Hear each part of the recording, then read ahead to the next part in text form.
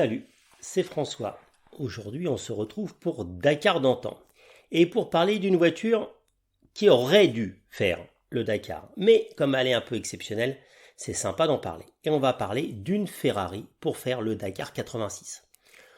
Quand on parle Dakar d'antan, il y a des noms qui viennent en mémoire immédiatement. Il y a également des véhicules emblématiques dont l'histoire et la création collent inexorablement au rallye. Comment ne pas penser à la Rolls, au camion Seiko 88 ou encore à d'autres engins uniques qui ont affronté l'Afrique. Voici l'histoire d'un de ces engins qui aurait pu lui aussi marquer de son empreinte la légende des Dakar. En 1986, quand on épluche les listes des concurrents, il est un numéro d'engagé qui interpelle. Numéro 177, Stanislas Mâchoire, Georges Weiss. Ces noms-là ne sont pas des inconnus, puisque Stanislas Mâchoire, commissaire-priseur de son état, a déjà un palmarès impressionnant en compétition automobile derrière lui. Un titre de champion de France des circuits en 77, une première place au Tour d'Italie en tourisme en 78, une participation au rallye du Maroc 74 et de multiples participations en circuit ou en rallye. Le second est aussi très bien connu dans le milieu auto avec de nombreuses participations en championnat de France de rallycross et de multiples participations au Dakar. Son nom est associé à la victoire des Marauds en 82 en étant sur la 151 d'assistance le pilote.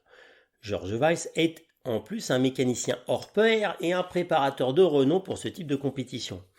Si l'équipage a déjà très bonne allure, la monture fait également rêver. Une Ferrari 308 GTB Groupe B. Vous ne rêvez pas, vous avez bien entendu, une Ferrari 308 GTB au Dakar. L'idée est juste géniale, d'autant qu'aucune Ferrari n'a jamais jusqu'alors participé au plus prestigieux des rallye raids. Malgré tout, lors de la Barra Montes Blanco de 85, un véhicule du même type s'est déjà confronté à ce type d'épreuve. C'est celle bien connue de Zanini Espeleta qui portait le numéro 343 lors de cette épreuve et qui dut abandonner de façon bizarre. En effet, l'équipage, après la panne de la climatisation, se retrouvait presque déshydraté. Officiellement pour des problèmes électriques, une rupture d'un palier ou de la suspension, selon ce qui leur venait à l'esprit au moment de la question. Cette Ferrari 308 GTB Groupe 4 est l'œuvre de Michel Otto, concessionnaire Ferrari à Padoue. Spécialiste de l'engagement des Ferrari en compétition, il va développer l'auto sur la base de la Vetro-Resina. Même si dès 1977, Ferrari est revenu aux carrosseries métalliques, acier et ouvrant en alu, c'est une solution plus légère avec des éléments de carrosserie en Kevlar qui est choisie pour la Groupe 4 qui deviendra en 84 Groupe B. Renforcée également avec des panneaux en carbone Kevlar, le top à l'époque, la voiture reste fidèle au châssis tubulaire. Le seul vrai changement visible au niveau de la carrosserie reste l'adoption d'extensions d'ailes à l'arrière. Sur celle du Dakar, on préférera garder les petites ailes. Sur le moteur, Michel Otto part de la base existante en alliage, c'est pratique, allège les culasses et change les pistons pour gagner en compression. Il garde au passage son injection mécanique, Kugel Fischer, le V8 adopte un carter sec et un plus gros réservoir d'huile. Le tout délivre autour de 300 chevaux.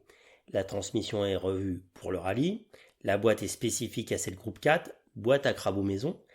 Enzo Ferrari ne voulait pas de boîte Hewland et préférait disposer de son propre produit. Et en complément, on adopte un différentiel à glissement limité ZF. L'auto pèse un tout petit peu plus de 1000 kg et monte à plus de 250 km/h en pointe. Très peu d'exemplaires de cette Ferrari 308 GTB Groupe B ont été construits. 4 seulement. Un serait donc confié à l'équipage Mâchoire Weiss pour le Dakar. D'ailleurs, des contacts sont pris entre Stanislas et Michel Otto. Stanislas se rend à Padoue, il rencontre Fabio Penariol, à qui l'on doit de faire courir les 308 GTB en rallye, avec l'approbation de la maison mère.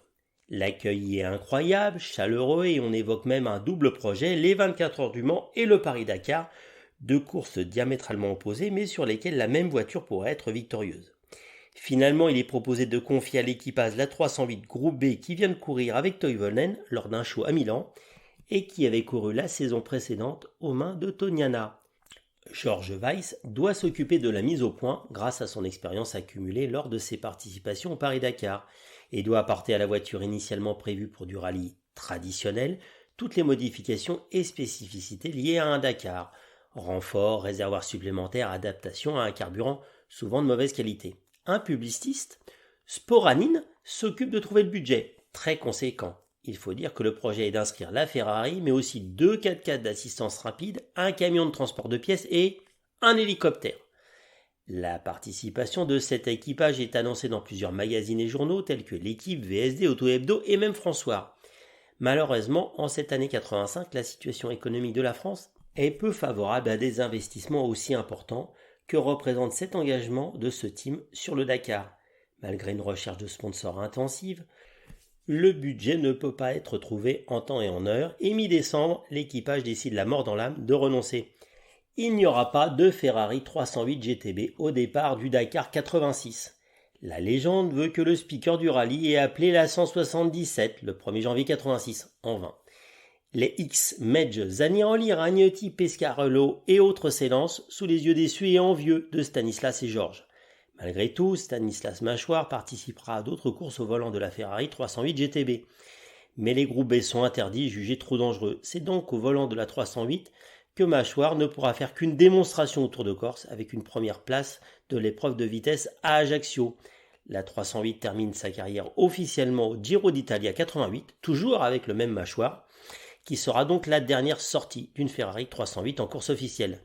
Quatrième derrière Patrese, Biasion, Nannini et Loubet sur des protos Alpha. Et deuxième à Monza. Merci à Stanislas Mâchoire pour la transmission de toutes ces infos et documents concernant ce projet Ferrari Dakar 86.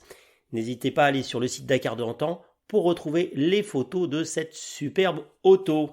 Et bien sûr, pensez à vous abonner au podcast Dakar d'antan pour avoir toutes les histoires sur toutes les bonnes plateformes d'écoute. À bientôt.